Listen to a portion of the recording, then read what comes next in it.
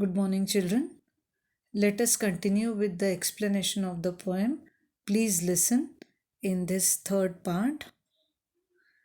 Children, I would like to share a wonderful quote by Steve Maraboli, who is an American writer. He says, "Sometimes we need someone to simply be there, not to fix anything or to do anything particular, but just to let us feel that we are cared for and supported." In this poem, too, we see that the poet only wants others to listen to him. After reading the lines, here I'll be reading the lines and get about this business of understanding what's behind this irrational feeling. And when that's clear, the answers are obvious and I don't need advice. Irrational feelings make sense when we understand what's behind them.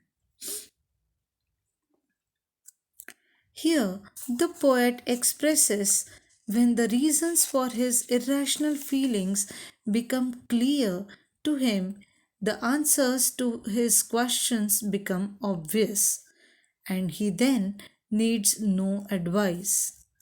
Obvious means clear, self evident. He says that irrational, that is, senseless feelings make sense only when one understands the reason behind them. Let us move on to the next slide and read the remaining lines of the poem. Perhaps that's why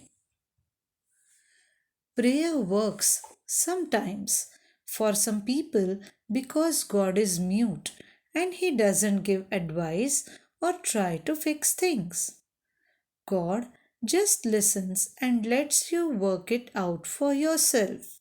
So please listen and just hear me. And if you want to talk, wait a minute for your turn and I will listen to you. The poet, maybe through his experience, says that perhaps means maybe prayer works sometimes for some people. He says God is mute, means God is silent. He doesn't give advice or try to fix things. God just listens silently and lets the person work out the solutions for any problem on his own. The person needs to find his own answers.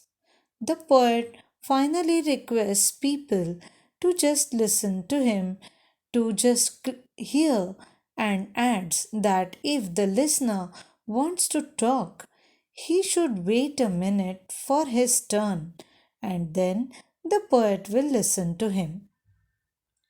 Children, even you must be facing such situations in your life where you wish to express your feelings in front of others.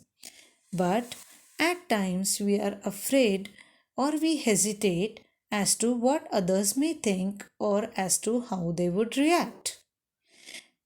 We should face such situations boldly.